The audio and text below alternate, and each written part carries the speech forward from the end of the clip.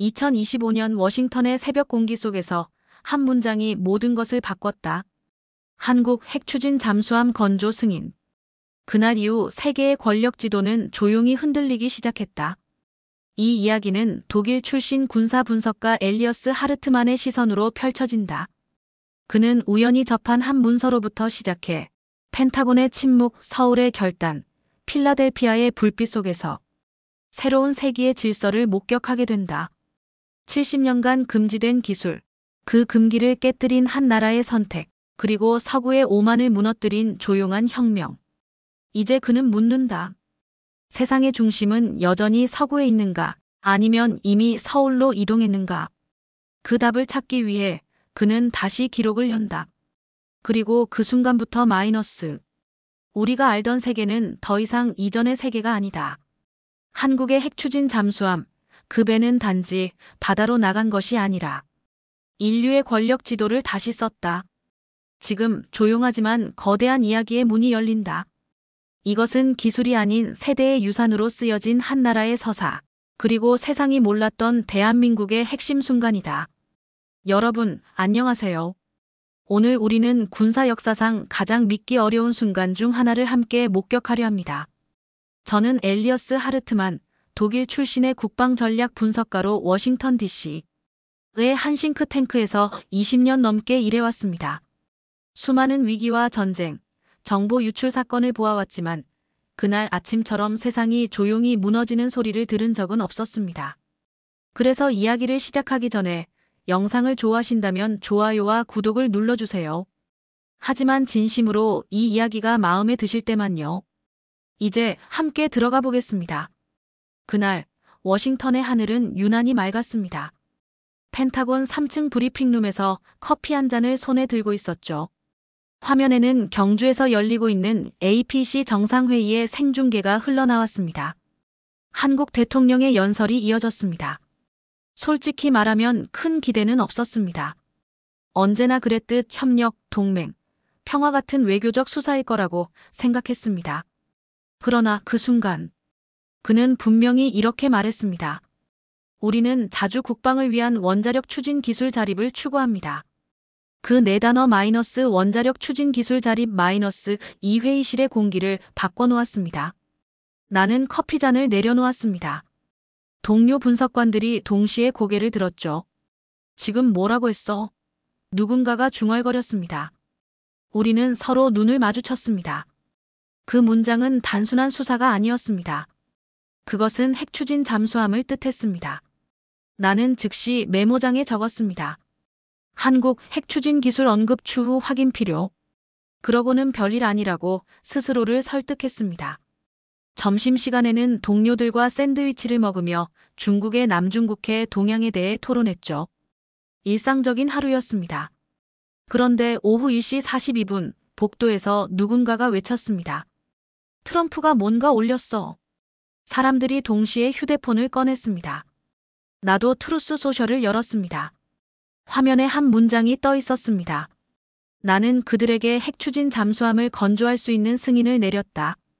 그 순간 내 손이 떨렸습니다. 3번을 읽었습니다. 그들에게 한국. 믿기 어려웠습니다. 미국이 70년간 지켜온 가장 엄격한 금기였기 때문이죠. 회의실로 뛰어들어가 보니 이미 수십 명의 분석관이 모여 있었습니다. 모두 같은 문장을 보고 있었습니다. 아무 말도 없었습니다. 공기만이 무겁게 흘렀습니다. 그때 문이 열리고 국방부 차관보가 들어왔습니다. 그는 붉은 도장이 찍힌 봉투를 탁자 위에 내려놓았습니다. 30분 전 내부 엠바고가 해제되었습니다. 그가 펼친 문서의 첫 페이지에 이렇게 적혀 있었습니다. 대한민국 핵추진 잠수함 시뮬레이션 완료 보고서. 순간 숨이 막혔습니다. 시뮬레이션 완료. 한국은 이미 설계와 운용 시뮬레이션을 끝냈습니다. 핵연료만 탑재하지 않았을 뿐 모든 검증이 완료되었습니다. 차관보의 말이 회의실에 울렸습니다. 정적이 흘렀습니다. 언제부터입니까? 누군가 물었습니다. 정확한 시점은 확인 중입니다. 다만 업계에서 한화라는 이름이 자주 등장합니다. 필라델피아 조선소와 연관이 있다는 비공식 보고도 있습니다. 한화, 필라델피아. 나는 그 두 단어를 노트에 적었습니다. 그때는 몰랐습니다. 하지만 나중에 알게 되었습니다. 그 이름들이 세계 질서를 바꾸는 단서가 될 줄은. 회의가 끝난 후 복도는 술렁였습니다. 이게 진짜면 동북아의 균형이 완전히 흔들리겠어. 중국 반응 봤어. 난리야. 일본은 침묵 중이래. 사람들의 목소리가 이어졌습니다. 나는 창가로 걸어갔습니다. 워싱턴의 오후 햇살이 눈부셨지만 내 머릿속은 혼란 그 자체였습니다. 내가 평생 믿어온 질서라는 단어가 단 한 문장으로 무너져 내리고 있었습니다. 그날 밤 나는 거의 잠들지 못했습니다. 머릿속에는 단 하나의 문장만 맴돌았습니다. 한국은 언제부터 이걸 준비했던 걸까? 그 질문이 내 커리어의 시작이자 인생의 전환점이 될 줄은 그때 몰랐습니다. 다음 날 아침 펜타곤의 공기가 묘하게 달라져 있었다. 평소처럼 복도를 걸어가는데 사람들의 걸음이 느려졌고 대화는 낮은 속삭임으로 바뀌어 있었다. 마치 누군가가 건물 전체에 긴장감을 스며들게 한 것 같았다. 나는 출입증을 스캐너에 대고 전략 분석실 문을 열었다. 책상 위에는 하얀 봉투 하나가 놓여 있었다. 기밀 해제 마이너스 내부 열람용이라는 붉은 스탬프가 찍혀 있었다. 서류를 펼쳤다. 첫 장의 제목은 단순했지만 나의 모든 가정을 무너뜨렸다. 대한민국 핵추진 잠수함 시뮬레이션 완료 보고서. 전날 차관보가 언급했던 그 문서였다. 하지만 이번에는 내 손 안에 있었다. 보고서는 120페이지 분량이었다.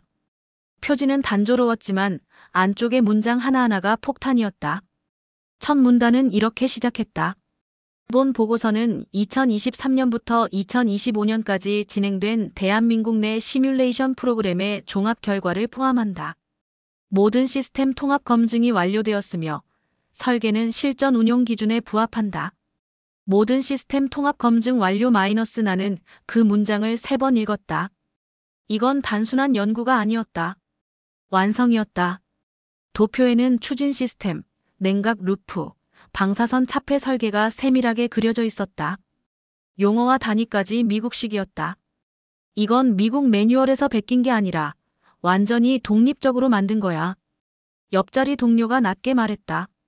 한국이 진짜 이걸 혼자 했다고. 적어도 서류상으로는 그렇지. 나는 고개를 떨궜다. 보고서의 각주에는 미 국방부가 아닌 한국해군기술연구소의 이름이 반복적으로 등장했다. KONIS- 한국해군 통합 시뮬레이션 시스템. 처음 듣는 기관이었다. 나는 속으로 중얼거렸다. 도대체 언제 이런 걸 만든 거지? 페이지를 넘기자 운용환경 테스트 항목이 나왔다. 가상임무 환경서의 400km 구간, 수심 120m, 작전시간 72시간, 시뮬레이션 성공률 99.3%. 옆에서 누군가 숨을 삼켰다. 99.3%. 그건 단순한 모델링이 아니라 실전 수준의 시뮬레이션이었다. 엘리어스, 이건 말이 안 돼. 이 정도 정확도는 우리 해군 시뮬레이터에서도 쉽지 않아. 그러니까 충격이지. 나는 조용히 대답했다. 문득 한 줄이 눈에 들어왔다. 해당 시뮬레이션은 3단계 병렬 계산 체계 기반의 K-하이퍼코어 모듈을 사용함. K-하이퍼코어. 처음 보는 기술이었다. 이게 뭐지? CPU 병렬 처리 알고리즘 같아. 그런데 여기 적혀있네. 하나오션 기술연구소 공동 개발. 다시 그 이름이었다. 한화. 필라델피아 조선소 인수와 이 기술 보고서가 맞물려 있었다. 퍼즐의 조각이 하나씩 들어맞는 느낌이었다. 나는 더 깊이 읽어내려갔다. 추진 시스템 단면 구조 120 축소 실험 결과 부합. 즉, 이미 축소 모델 실험까지 끝냈다는 뜻이었다. 이건 단순한 논문이 아니었다. 이걸 본 사람이 몇 명이야? 지금으로선 우리 팀 포함해서 15명 정도. 언론엔 언제? 아직 아니야. 백악관 승인 없이는 못 나가. 회의실 안의 분위기는 점점 무거워졌다. 누군가는 도대체 한국이 이걸 어디서 배웠는가를, 다른 누군가는 우리가 언제부터 놓치기 시작했는가를 물었다. 나는 그 질문들 속에서 하나의 진실을 느꼈다. 미국이 지도자라 믿었던 기술의 영역에 한국이 이미 발을 들여놓고 있었다는 것. 한 장 더 넘기자 결론 항목이 나왔다. 핵연료 장착 시 즉시 운용 가능 상태. 순간 숨이 멎었다. 즉시 운용 가능. 이 말은 이미 모든 시스템이 완성형이라는 뜻이었다. 내 시야가 흐려졌다. 25년 동안 수많은 보고서를 읽었지만 이런 문장은 처음이었다. 즉시 운용 가능. 나는 중얼거렸다. 옆자리의 젊은 분석관이 물었다. 그게 무슨 뜻입니까, 선생님? 나는 천천히 대답했다. 이건 실험이 아니라 선언이야. 한국은 이미 끝냈다는 뜻이지. 그 순간이었다. 복도에서 전화벨 소리가 울렸다. 통신실에서 긴급 연락이 들어왔다. 중국이 방금 외교 성명을 냈습니다. 회의실이 순간 정적에 휩싸였다. 내용이 뭐죠? 한국의 핵잠 프로그램에 강력히 반대한다고 합니다. 나는 웃음이 나왔다. 불과 24시간 전만 해도 존재조차 몰랐던 프로젝트를 이제는 중국이 먼저 두려워하고 있었다. 그리고 그 두려움은 정반대의 의미였다. 한국은 이제 미국의 동맹국 중 하나가 아니라 전략 질서를 흔드는 주체가 되어 있었다. 그날 밤 나는 책상 위에 보고서를 다시 펼쳤다. 표지의 제목을 손끝으로 따라쓰며 속삭였다. 한국은 이미 끝냈다. 그건 단순한 문장이 아니었다. 하나의 시대가 끝났다는 선언이었다. 다음 날 아침 나는 펜타곤 지하 데이터실로 향했다. 어제의 보고서가 머릿속에서 떠나지 않았다. 한국은 이미 끝냈다. 그 한 문장이 내 사고의 모든 기준을 무너뜨리고 있었다. 하지만 나는 그 문장이 어디서부터 시작된 것인지 알고 싶었다. 단순한 기술적 진전이 아니라 반드시 뿌리가 있을 거라고 확신했다. 내가 찾은 단서는 의외로 단순했다. 보고서 각주에 적혀있던 두 단어, 한화와 필라델피아.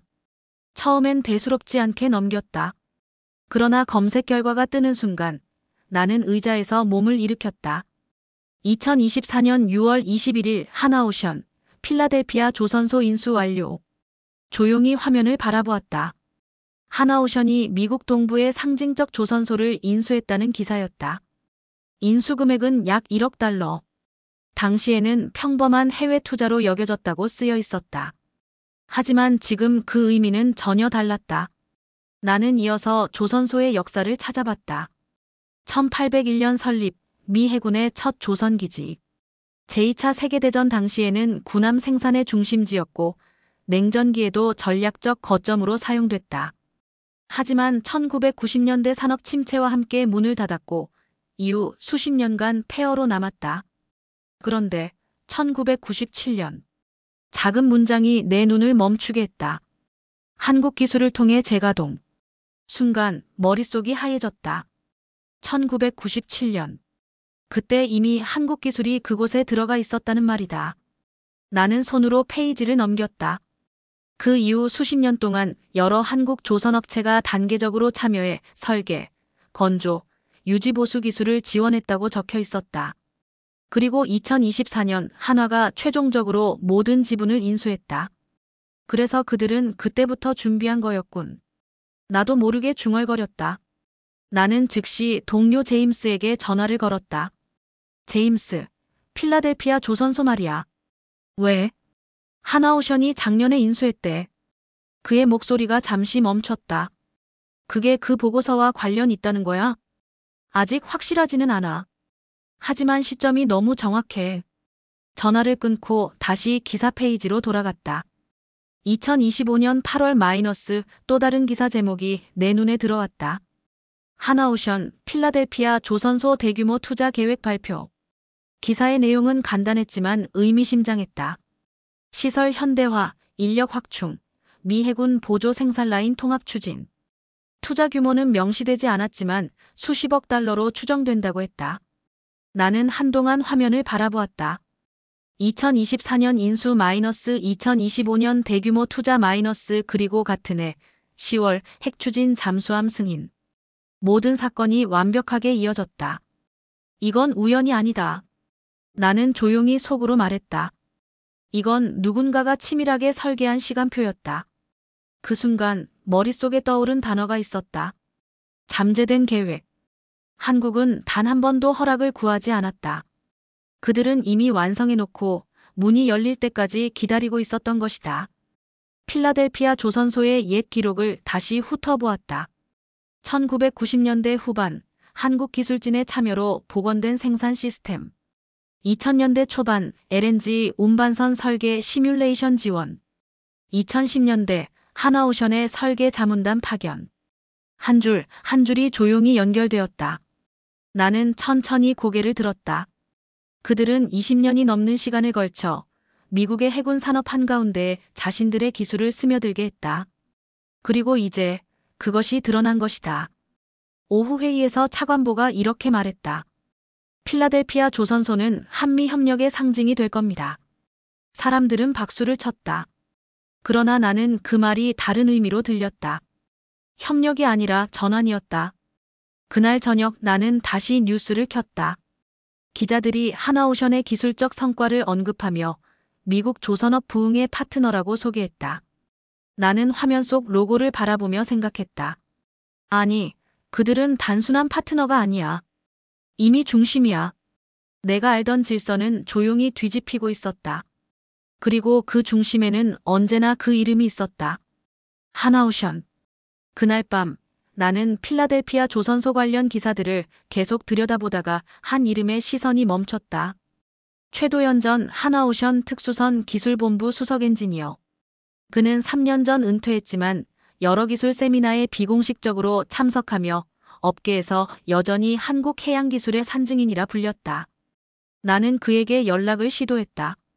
그리고 뜻밖에도 그는 전화를 받았다. 엘리어스 씨?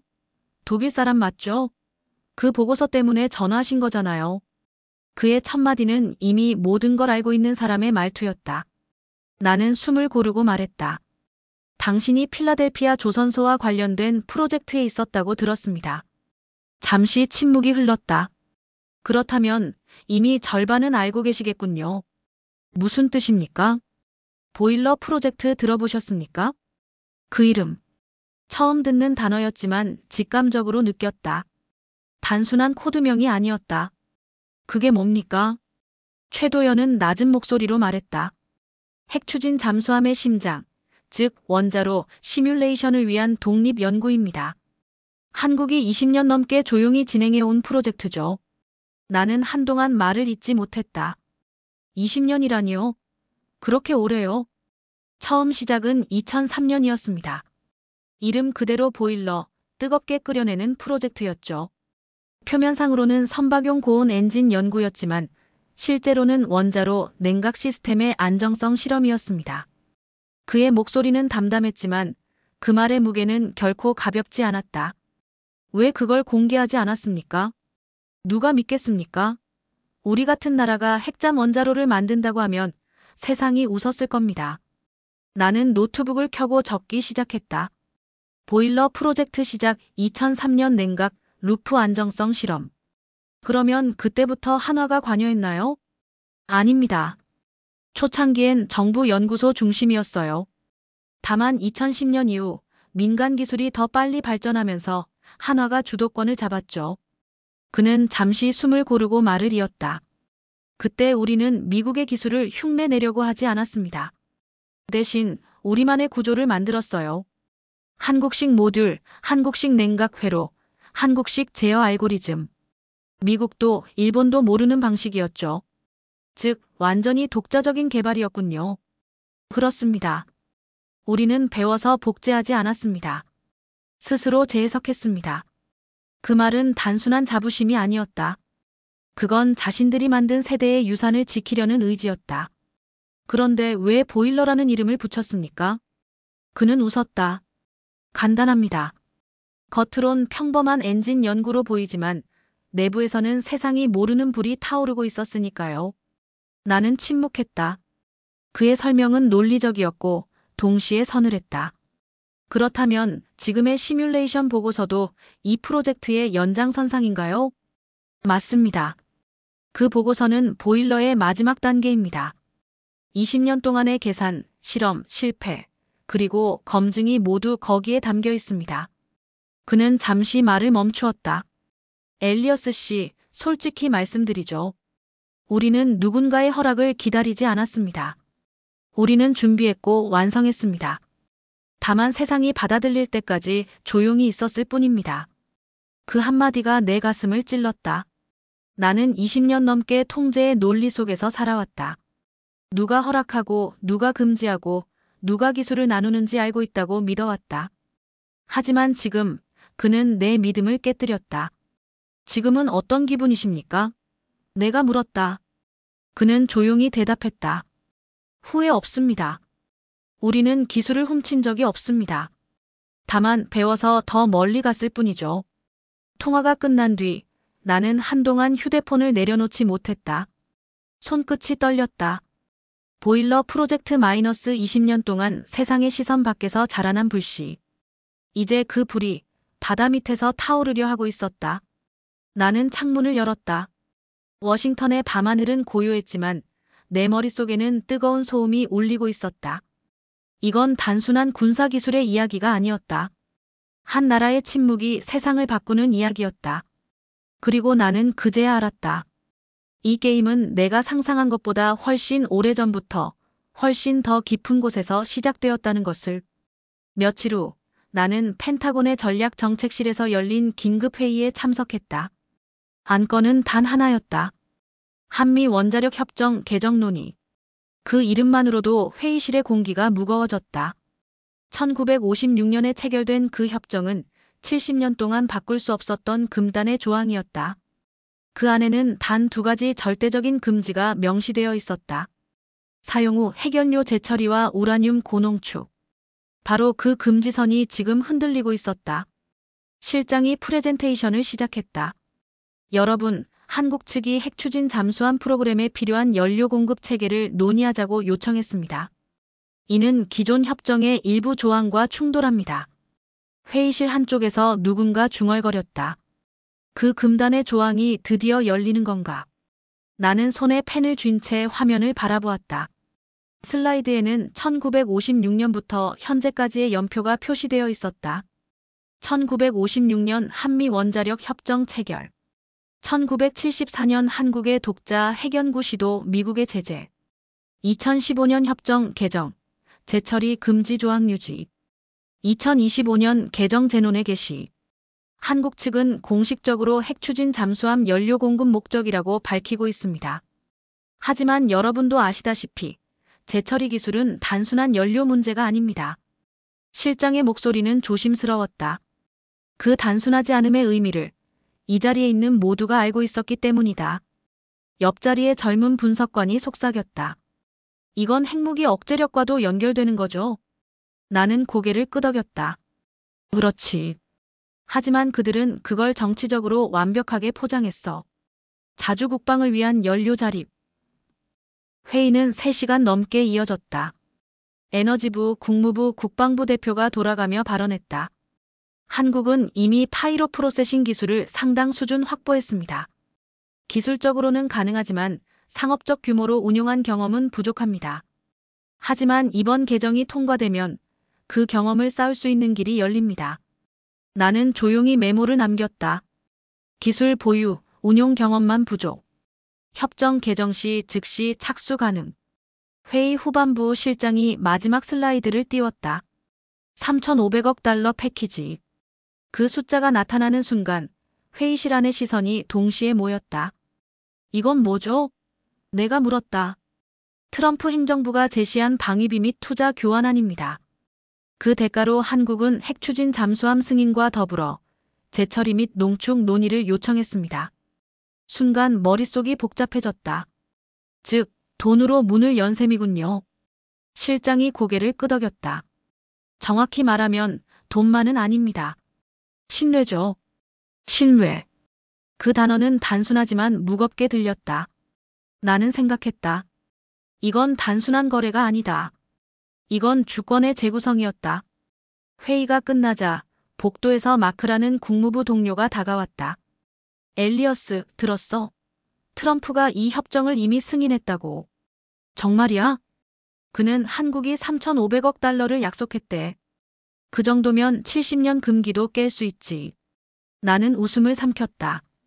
트럼프다운 거래였다. 하지만 이번에는 단순한 자본 논리가 아니었다. 한국은 핵잠을 위한 연료를 요청하며 사실상 핵주권을 논의 테이블에 올려놓은 것이다. 그날 저녁 나는 오래된 서류함에서 2015년 협정 개정 당시의 회의록을 꺼냈다. 그 마지막 페이지에는 이렇게 적혀 있었다. 한국 측의 재처리 요청은 불허한다. 해당 조항은 유지된다. 10년 전 미국은 단호했다. 그런데 지금 불과 10년 만에 태도가 바뀌었다. 나는 서류를 덮으며 중얼거렸다.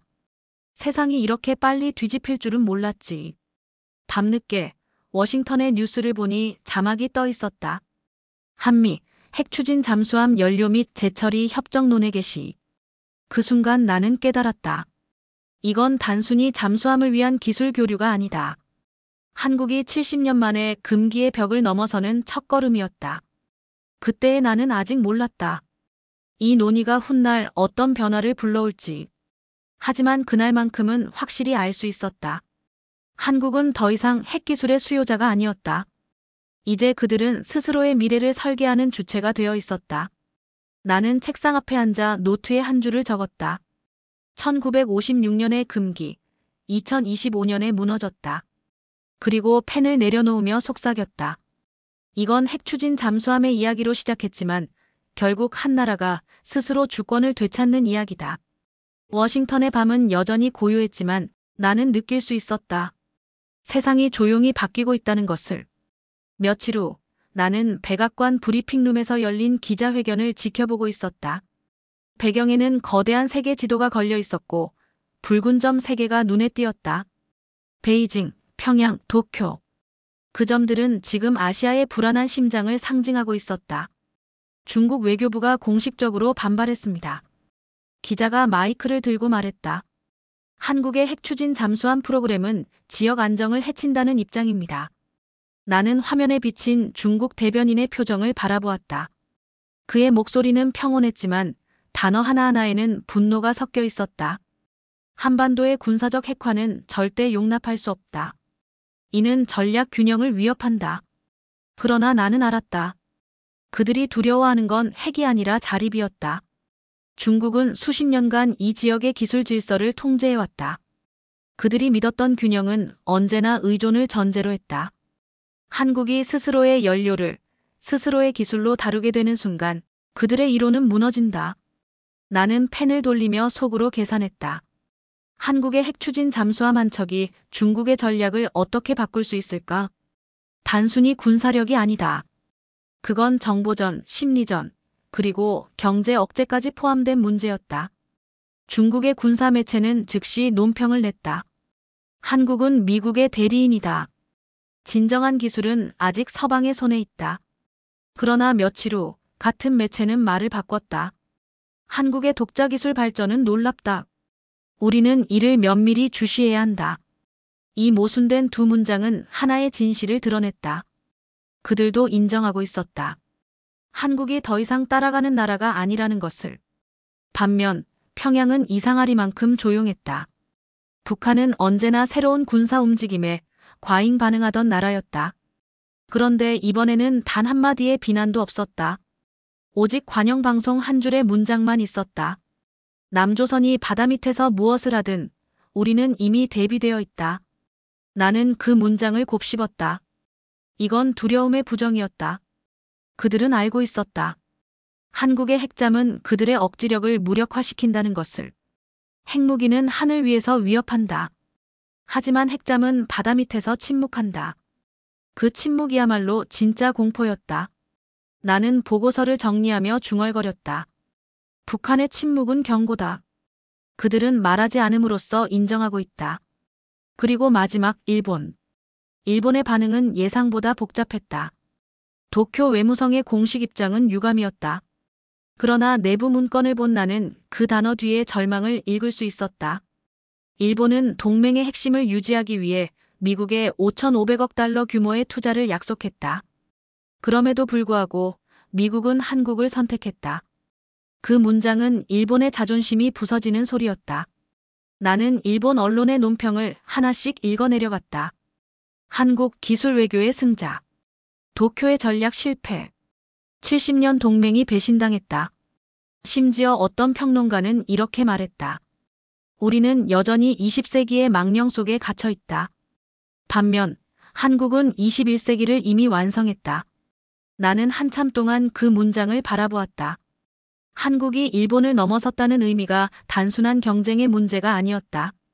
그건 세계관의 교체였다. 도쿄의 경제계는 충격에 빠졌다.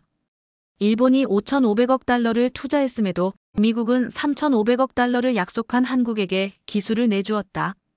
단순한 금액의 문제가 아니었다. 신뢰의 중심이 바뀌었다는 신호였다. 나는 메모장에 한 줄을 적었다. 중국은 분노했고 북한은 침묵했으며 일본은 절망했다. 그리고 한국은 미소 지었다. 이 네 줄이 지금 아시아의 모든 힘의 균형을 설명하고 있었다. 그날 저녁 워싱턴의 회의실에서 한 동료가 내게 물었다. 엘리어스, 당신은 왜 그렇게 한국을 주의 깊게 보는 거요? 나는 잠시 생각하다가 대답했다. 그들은 지금 세계에서 유일하게 성장으로 무장을 한 나라야. 미국은 정치로 싸우고 중국은 공포로 버티고 일본은 과거를 붙잡고 있어. 하지만 한국은 기술로 나아가고 있지. 잠시 침묵이 흘렀다. 그는 나를 바라보며 말했다. 당신은 점점 한국 편이 되는군. 나는 웃었다. 편이라기보단 사실을 보는 거지. 창밖으로 워싱턴의 불빛이 번졌다. 그리고 나는 그 불빛 너머로 새로운 중심을 떠올렸다. 아시아의 지도 위에서 가장 강하게 빛나는 한 점. 그건 이제 서울이었다. 그날 새벽 나는 백악관 앞에 커피숍에 앉아 있었다. 신문 헤드라인마다 같은 단어가 반복되고 있었다. 트럼프, 한국과 새로운 전략 거래 개시. 거래. 그 단어 하나가 모든 걸 요약하고 있었다.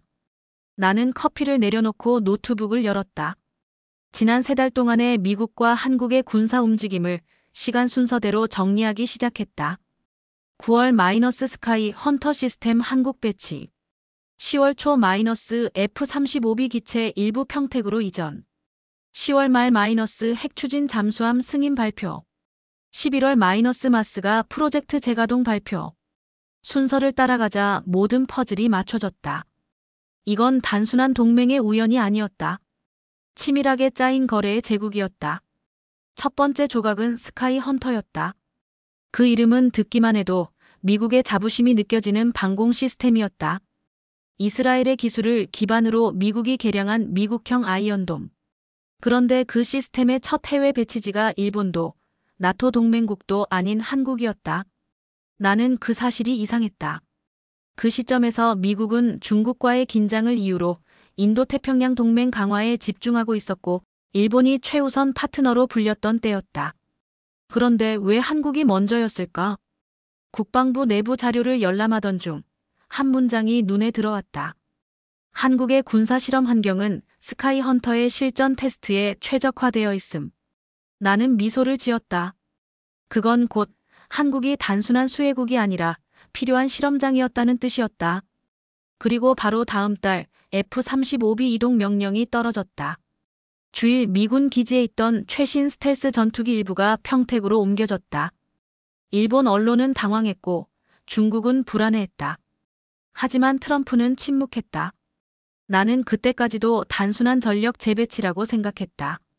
하지만 세 번째 사건이 터졌을 때 모든 게 연결되었다. 10월 29일 트럼프의 목소리가 트루스 플랫폼을 타고 전 세계로 퍼졌다. 나는 그들에게 핵추진 잠수함을 건조할 수 있는 승인을 내렸다. 그들이 한국이라는 걸 확인한 순간 내 머릿속에서는 전선이 이어졌다. 스카이 헌터 F-35B 그리고 핵잠. 그 모든 것은 하나의 사슬이었다. 그리고 마지막 꼬리가 바로 마스가 프로젝트였다. 미국 조선업을 다시 위대하게 마이너스 미국 조선업 부활 프로젝트. 트럼프의 상징적인 구호였다. 그는 기자회견에서 이렇게 말했다.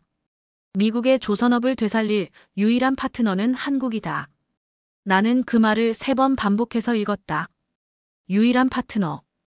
이건 외교적 수사가 아니었다. 실질적인 선언이었다.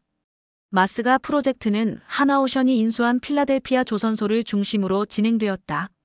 한국 기술, 미국 자금, 양국 인력의 결합. 표면적으로는 산업협력 프로그램이었지만 본질은 완전히 달랐다. 핵잠을 위한 산업인프라 재구축이었다. 나는 속으로 중얼거렸다. 트럼프는 기술을 주는 대신 한국에게 조선업을 맡긴 거야. 그건 단순한 동맹이 아니라 거래였다. 핵잠 기술의 교환 조건은 한국의 산업력이었다. 회의실에서 이 분석을 발표하자 한 동료가 비웃었다.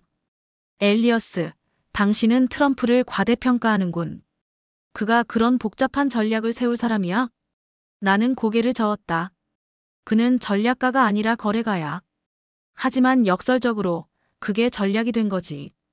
트럼프에게 외교는 철저히 교환의 영역이었다. 그는 언제나 물었다. 이 거래에서 나는 뭘 얻는가?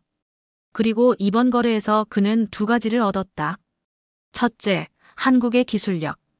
둘째, 미국 산업의 재건 기회. 반면 한국은 세 가지를 얻었다. 핵잠 승인 재처리 협정 논의. 그리고 세계가 인정하는 주권 기술국의 지위. 나는 노트북에 그 문장을 적으며 느꼈다. 이건 단순히 트럼프의 거래가 아니었다. 미국과 한국이 서로에게 의존하게 된 첫 순간이었다. 트럼프의 방식을 이해하려면 숫자보다 흐름을 봐야 했다. 그는 9월에 방패를 줬고 10월에 칼을 옮겼으며 10월 말에는 핵잠의 문을 열었다. 그리고 11월, 그는 조선소를 함께 짓자고 했다. 하나씩 연결된 사슬의 끝에는 거래의 제국이 있었다. 힘이 아니라 필요로 맺어진 제국. 나는 창밖의 워싱턴 하늘을 바라보았다. 바람은 차가웠지만 그 속에는 이상한 전류가 흐르고 있었다. 한국이 미국의 보호 아래 있는 것이 아니라 이제는 미국이 한국의 기술을 필요로 하고 있었다. 이건 패권이 아니라 공존의 시작이었다. 그리고 그 중심에는 거래의 천재 트럼프가 있었다. 나는 노트에 마지막으로 한 문장을 남겼다. 그는 제국을 다시 세운 것이 아니라 거래로 새로운 시대를 만들어냈다. 그리고 속으로 덧붙였다. 그 시대의 중심에는 한국이 있다. 그날 오후 나는 일본 총리 관저 앞을 비추는 화면을 바라보고 있었다. 카메라 속 다카이치 사나에 총리는 미소를 짓고 있었다. 그러나 그 미소 뒤에는 피로와 패배의 그림자가 묻어 있었다. 속보 자막이 깜빡였다. 일본, 미국 내 반도체 AI 전력 인프라에 5,500억 달러 투자 확정. 5,500억 달러. 그 숫자는 내 눈을 잠시 멈추게 했다. 그 돈이면 미 해군 항모 2개 전단을 만들고도 남을 금액이었다. 그러나 일본은 그 막대한 돈을 쏟아붓고도 아무것도 받지 못했다. 나는 곧바로 미 의회 보고서를 열람했다. 일본의 투자에 대한 대가로 협의된 주요 항목 관세 조정 검토, 안보 협력 지속. 하지만 검토라는 단어 뒤에는 괄호가 있었다. 나는 한숨을 내쉬었다. 한국은 3,500억 달러 패키지로 핵잠 승인과 재처리 논의를 이끌어냈는데 일본은 5,500억 달러를 내고도 관세 한 줄 바꾸지 못했다. 이건 돈의 문제가 아니었다. 신뢰의 구조가 달랐다. 워싱턴의 국방분석실 복도에서 제임스를 만났다. 그는 서류를 들고 있었다. 엘리어스, 일본 관련 자료 봤어? 응, 방금. 그는 씁쓸하게 웃었다. 그들은 언제나 돈으로 해결하려고 하지. 하지만 트럼프가 원하는 건 돈이 아니야. 그럼 뭐지? 실익, 기술과 영향력. 나는 고개를 끄덕였다. 트럼프에게 충성이나 역사는 중요하지 않았다. 그는 단지 지금 당장 나에게 무엇을 줄 수 있느냐를 계산했다. 그리고 한국은 그 질문에 완벽히 답했다. 하나오션의 조선 기술, 스카이 헌터의 테스트 인프라, F-35B의 운용 기반. 그 모든 것은 즉시 활용 가능한 자산이었다. 반면 일본의 5,500억 달러는 단지 숫자에 불과했다. 나는 일본의 경제 전략 보고서를 펼쳤다. 투자는 신뢰의 언어다. 그 문장을 읽는 순간 나는 조용히 중얼거렸다. 하지만 신뢰가 없는 투자는 단순한 거래일 뿐이다.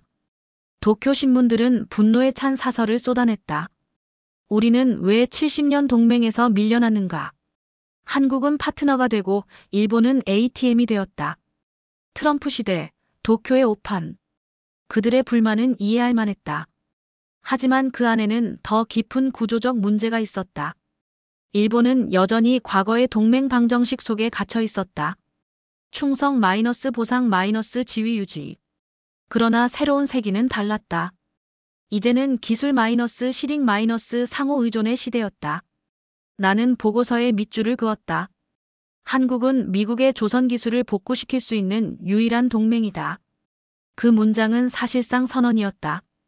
트럼프의 눈에 한국은 단순한 협력자가 아니라 필요한 존재였다. 반면 일본은 더 이상 대체 불가능하지 않았다.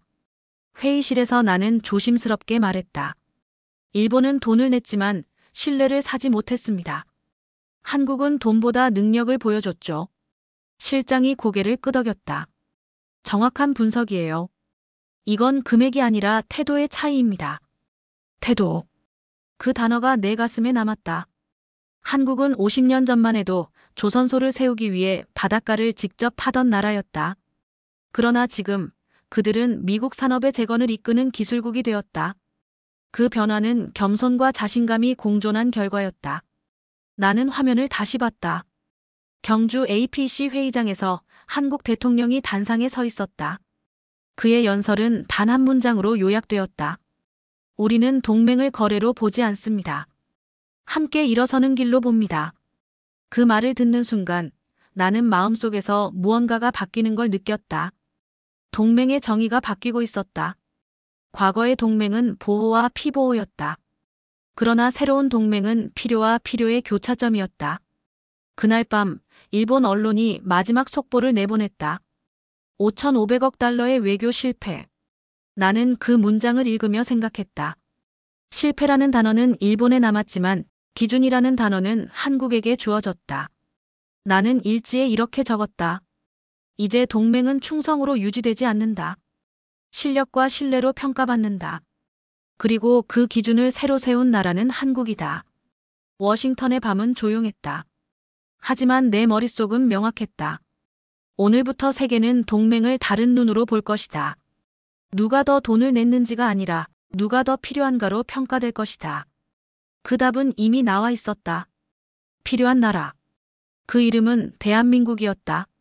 그날 아침 펜타곤 내부망으로 한 통의 파일이 도착했다. 제목은 간결했지만 손끝이 떨릴 만큼 무거웠다. 한미 핵추진 잠수함 협력 프로그램 세부 계획안. 나는 주변을 둘러봤다. 아무도 없었다. 조심스럽게 파일을 열었다.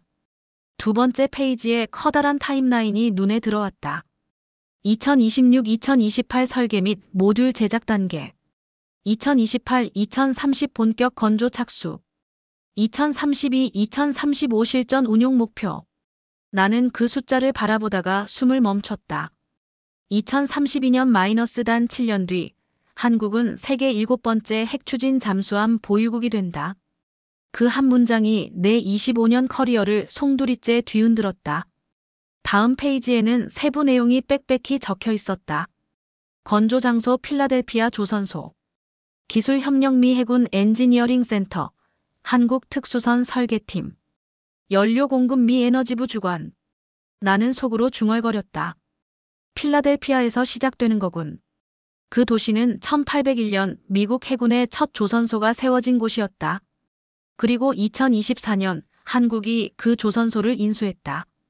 이제 그곳에서 다시 역사가 시작되는 것이다 마이너스. 하지만 이번엔 미국이 아니라 한국의 기술로. 페이지를 넘기자 예상 비용이 나왔다. 총 비용 약 70백억 달러. 한국 부담 60%. 미국 부담 40%. 나는 눈썹을 찌푸렸다. 기술을 주는 쪽이 아니라 받는 쪽이 더 내다니. 그러나 곧 깨달았다. 이건 단순한 이전이 아니었다. 공동 창조였다.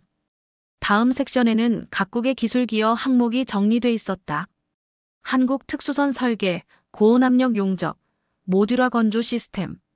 미국 원자로 설계, 핵연료 공급, 추진 통합 기술. 균형 잡힌 문장이었다. 그리고 마지막 줄에 나는 눈을 의심했다. 운용체계 한국 해군 독자 운용, 미 해군 기술 자문. 독자 운용. 그 세 글자는 단순한 기술적 조건이 아니었다. 그건 주권이었다. 70년간 미국이 그 누구에게도 주지 않았던 자율권. 이제 한국이 그것을 갖게 된 것이다. 그 순간 나는 1958년 미영 핵협정 문서를 떠올렸다. 영국에게도 주어지지 않았던 완전한 독립운용권. 그런데 한국은 그것을 받았다. 아니, 정확히 말하면 얻어냈다. 그날 오후 제임스가 내 사무실로 뛰어왔다. 엘리어스, 그거 봤어? 계획안 진짜야? 나는 조용히 고개를 끄덕였다. 2032년 실전 운용 목표. 그는 숨을 들이마시더니 낮은 목소리로 말했다. 이건 역사야. 우리는 함께 문서를 훑었다. 시뮬레이션 데이터 섹션에 이런 문장이 있었다. 한국 측은 3년간 내부 시뮬레이션을 완료하였으며 통합 시스템 검증 결과 모든 항목 정상 작동. 나는 눈을 크게 떴다. 그럼 이미 모든 검증을 마쳤다는 뜻이잖아. 제임스가 고개를 끄덕였다. 그래. 이건 협상용 계획이 아니라 실행 직전이야. 나는 서류를 덮으며 말했다. 이건 이제 더 이상 승인이 아니야. 이미 시작된 거야. 그날 밤 나는 필라델피아 조선소의 최신 사진을 찾아봤다. 넓은 도크, 새로 세워진 용접 설비, 한화 로고가 선명히 찍힌 지게차들. 그리고 무엇보다 내 눈을 멈추게 한 건 옥상 위에 2개의 깃발이었다. 성조기 그리고 태극기. 2 깃발이 나란히 펄럭이고 있었다. 1953년 한국 전쟁이 끝난 해 마이너스. 그때 태극기는 미군 기지 안에서만 볼 수 있었다. 하지만 지금 미국 본토 한가운데서 성조기 옆에 태극기가 걸려 있었다. 나는 조용히 중얼거렸다. 이건 기술의 교환이 아니라 세대의 교체다. 이제 한국은 세계에서 7번째로 바다 아래를 지배할 나라가 된다. 미국, 러시아, 영국, 프랑스, 중국, 인도 마이너스 그리고 한국. 나는 오래된 지도 위에 빨간 펜으로 한 점을 찍었다. 한반도 위에 7번째 별. 그 작은 점이 의미하는 것은 단순한 국력이 아니었다. 그건 한 세대가 흘린 땀과 자존심의 증거였다. 제임스가 조용히 말했다. 엘리어스, 10년 전 한국은 우리에게 물었지. 우리가 언젠가 핵잠을 가질 수 있을까요? 기억나? 나는 고개를 끄덕였다. 그때 나는 가능은 하지만 오래 걸릴 거다라고 말했지. 그런데 지금은? 나는 미소 지었다. 10년이면 충분했어. 우리는 아무 말 없이 서류를 바라봤다. 종이 위에는 단 한 줄의 결론이 있었다. 본 프로그램은 한미동맹의 새로운 패러다임을 제시한다. 미국은 일방적 제공자가 아닌 상호 협력 파트너로서 한국과 함께한다. 나는 펜을 들어 그 문장 밑에 밑줄을 그었다. 그건 단순한 선언이 아니었다. 70년 동맹의 형태가 바뀌는 순간이었다. 그리고 그 변화의 시작점은 필라델피아였다. 나는 어느 날 밤 워싱턴의 회의가 끝난 뒤 홀로 오랜 시간 사무실에 남아 있었다. 창밖으로는 어둠이 내려앉았고 책상 위엔 수십 장의 자료가 흩어져 있었다. 한 장 한 장 넘길 때마다 머릿속에 한 나라의 시간들이 스쳐갔다. 한때 잿더미 위에서 시작해 이제는 세계의 기술을 주도하는 나라 마이너스 대한민국. 보고서 첫 장에는 1953년의 사진이 있었다. 폭격으로 무너진 서울의 거리, 허기진 아이들, 그리고 미군의 구호품을 나누어 봤던 사람들의 행렬. 그 속에는 희망보다는 생존이 있었다. 그런데 70년이 지난 지금 그 나라는 원자로를 설계하고 심해 300m 아래에서 작전 가능한 잠수함을 만드는 기술 강국이 되었다. 이건 단순한 경제 기적이 아니었다. 역사적 회복의 완성, 정신의 부활이었다. 나는 천천히 노트를 열고 적었다. 폐허에서 핵심으로 마이너스 이 말은 과장이 아니다. 그 여정의 시작은 포기하지 않는 나라의 성질이었다. 한국은 모든 외세가 자신들을 대리전의 무대로 다룰 때조차 기술만큼은 스스로 쥐겠다고 다짐했다. 그 결의가 첫 엔진을 돌리고 첫 조선소를 세웠다. 1960년대 박정희 정부 시절 한국은 조국 근대화라는 이름으로 모든 에너지를 기술에 쏟아부었다. 그때 한 젊은 기술자가 이렇게 말했다고 한다. 우리는 돈이 없지만 손이 있다. 그 말은 한 세대의 좌표가 되었다. 그들은 손으로 배를 만들고 기계를 뜯어보고 실패할 때마다 웃으며 다시 조립했다. 그리고 1970년대 포항제철의 불길이 타올랐다. 그 불길은 단순히 철을 녹인 것이 아니라 한 민족의 자존심을 다시 단단하게 주저한 불이었다. 그때의 땀방울이 지금의 원자로 강판으로 이어졌다. 한 나라의 산업이 발전한다는 건 결국 그 나라의 기억이 진화하는 과정이었다. 나는 화면에 띄워진 그래프를 보았다. 1970년 한국 GDP -80억 달러, 2025년 -2조 달러. 숫자는 냉정했지만 그 뒤에 숨어있는 인간의 이야기는 뜨거웠다. 한국은 늘 외세의 시선 속에서 의심받았다. 그들은 모방국이다. 그들은 미국의 그림자에 있다. 하지만 지금 그 말은 더 이상 유효하지 않았다. 그들은 이제 기준이 되었다. 내가 처음 한국을 알게 된 건 대학 시절이었다. 교재 속에서 나는 한국을 전쟁의 잿더미에서 일어난 나라로 배웠다. 그러나 지금 내가 마주한 한국은 기술의 잿더미 속에서 새로운 질서를 만든 나라였다. 나는 고개를 들어 벽에 걸린 세계 지도를 바라보았다. 아시아의 작은 반도 하나. 그러나 그 작디작은 땅이 이제 세계 해양 기술의 중심에 서 있었다. 그날 저녁 회의실에서 한 젊은 연구원이 물었다. 엘리어스, 왜 그렇게 한국 이야기에 몰두하십니까? 나는 잠시 생각하다가 말했다. 이건 단순한 국방 이야기가 아니야. 한 나라가 자기 운명을 스스로 다시 써내려가는 기록이지. 그는 고개를 끄덕이며 말했다. 그럼 미국도 그렇게 다시 쓸 수 있을까요? 나는 웃었다. 한국은 이미 그렇게 보여주었어. 가능하다는 걸. 그 순간 머릿속에 오래된 장면이 스쳤다. 1953년의 한국 전쟁 휴전 협정 사진, 그 옆에서 웃고 있는 미군 장교들, 그리고 그 뒤에서 조용히 서 있던 젊은 한국 병사 한 명. 그는 아무 말도 하지 않았지만 그 눈빛은 이렇게 말하는 듯 했다. 이건 끝이 아니라 시작이다. 70년이 흘러 그 눈빛은 현실이 되었다. 이제 한국은 더 이상 구호품을 받는 나라가 아니다. 그들은 기술을 수출하고 전략을 설계하며 세계가 배우는 대상이 되었다. 나는 노트 마지막 페이지에 한 문장을 적었다. 한 나라의 부흥은 돈이 아니라 기억으로 쌓인다. 그 기억이 한국을 움직였다. 포항의 불길, 울산의 파도, 대전의 연구소, 경주의 회담, 필라델피아의 도크. 모두 하나의 선으로 이어지고 있었다. 그 선은 시간의 흐름이 아니라 의지의 궤적이었다. 나는 눈을 감았다.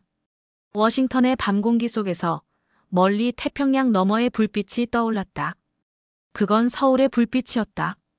70년 전 전쟁의 폐허 속에서 시작된 그 불빛이 이제는 세계의 바다를 비추고 있었다. 폐허에서 핵심으로 마이너스. 그것이 바로 한국의 이름이었다.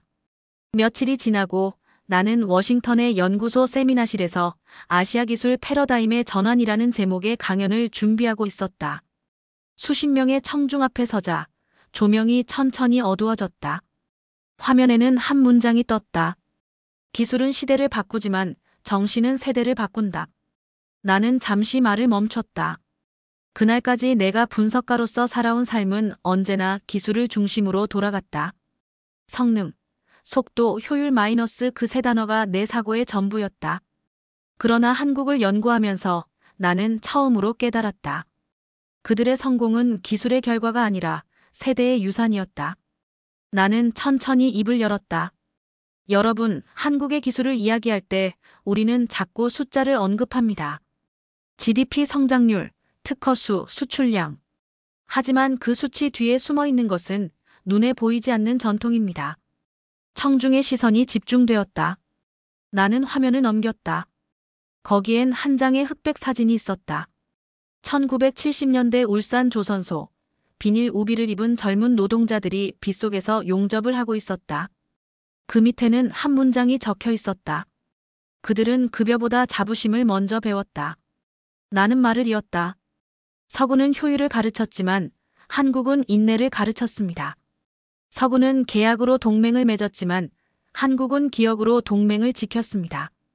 그리고 그 차이가 오늘날의 격차를 만들었습니다. 회의실이 조용해졌다. 나는 손가락으로 화면의 그래프를 가리켰다. 기술 진보 곡선 서구 정책. 한국 상승. 이건 단순히 기술의 발전이 아니라 세대 간 가치의 전승입니다. 한국은 매 세대마다 하나의 목표를 세우고 그 목표를 다음 세대에게 넘겨줬습니다. 우리가 못하면 너희가 한다. 그 말이 한반도 전체를 움직이는 동력이었습니다. 나는 문득 3년 전 부산 조선소에서 만난 노인을 떠올렸다. 그는 손에 흉터가 가득했지만 눈빛은 단단했다. 당신은 아직도 여기서 일하십니까? 내가 물었다. 그는 웃으며 대답했다. 나는 은퇴했지만 이 손이 만든 배들이 아직 바다를 달리고 있습니다. 그 순간 나는 알았다. 이건 단순한 산업의 성공이 아니라 세대의 연속성이었다. 서구는 이미 그 힘을 잃어버렸다.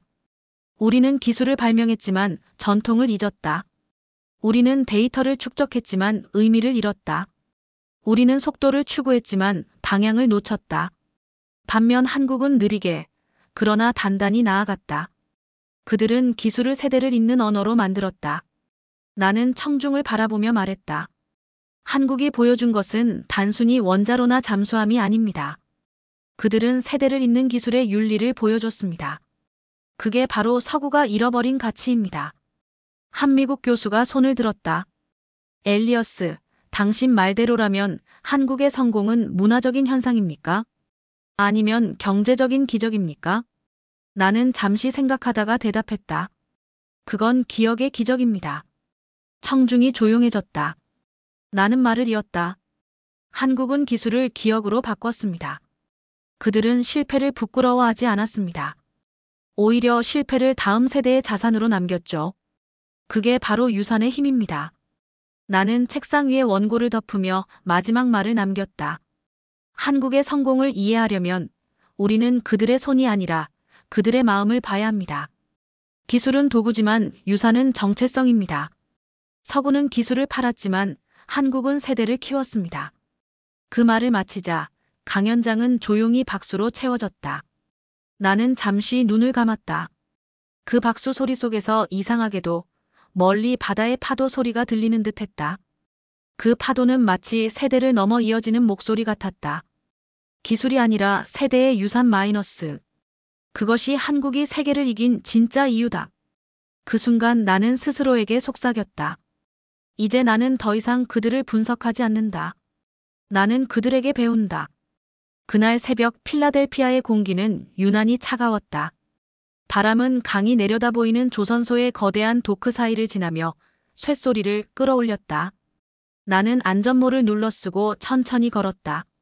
수십 년 동안 그 자리에 서 있던 낡은 건물들이 모두 새 철골 구조로 바뀌어 있었고 하늘엔 새벽의 흰 김이 부유했다. 오늘은 그날이었다. 대한민국 최초의 핵추진 잠수함 DSX 2032가 바다로 나가는 날. 나는 언론석에 앉아 있었지만 손에 든 펜은 움직이지 않았다. 이건 단순한 군함 진수식이 아니었다. 70년의 역사와 한 세대의 꿈이 움직이는 순간이었다. 하얀 김 사이로 거대한 함체가 천천히 모습을 드러냈다. 검은 선체 위에는 태극기가 펄럭이고 그 옆에 성조기가 함께 걸려 있었다. 그 두 깃발이 나란히 바람을 가를 때 나는 알았다. 마이너스 세상이 조용히 그러나 확실히 바뀌고 있다는 것을. 진수식은 간결했다. 하나오션 대표의 축사, 한국 해군 사령관의 경례, 그리고 마지막으로 필라델피아 시장이 단상에 올라 말했다. 이곳은 과거 미국 조선의 심장이었습니다. 이제 한국 기술이 그 심장을 다시 뛰게 합니다. 사람들이 박수를 쳤다. 하지만 내 귀엔 쇠와 물이 만나는 소리만 들렸다. 그 소리는 마치 시대가 스스로 문을 닫고 새로운 문을 여는 듯한 울림이었다. 함정이 서서히 미끄러져 내려가기 시작했다. 물결이 일었다. 그 순간 내 가슴도 같이 흔들렸다. 나는 속으로 말했다. 바다 위의 조용한 혁명. 70년 전 이 나라의 젊은이들은 전쟁의 잿더미 위에서 외국의 배를 수리하던 기술자로 시작했다. 그리고 이제 그들의 후손이 세계에서 7번째로 핵추진 잠수함을 바다에 띄우고 있었다. 그건 승리의 행진이 아니라 존엄의 복원이었다. 주변의 기자들이 연신 사진을 찍었지만 나는 카메라를 들지 않았다. 이건 사진이 아니라 기억으로 남겨야 할 순간이었다. 내 옆에 있던 제임스가 조용히 속삭였다. 엘리어스, 이 함이 움직이는 걸 보니 이상하지 않아? 마치 역사가 물 위를 걷는 것 같지 않나? 나는 천천히 고개를 끄덕였다. 그래. 이건 단순한 함정이 아니라 하나의 세대가 바다로 나가는 거야. 잠시 후 사령관이 무전기를 들고 명령을 내렸다. 대한민국 해군 핵추진 잠수함 DSX-2032 출항하라. 엔진음이 낮게 울렸다. 그 소리는 폭발적이지 않았다. 오히려 고요하고 묵직했다. 마치 세상 전체가 그 소리에 귀를 기울이는 듯했다. 나는 속으로 중얼거렸다. 세계가 조용히 주인을 바꾸는 순간이다. 그 말이 내 입에서 나올 때 가슴이 뜨겁게 타올랐다.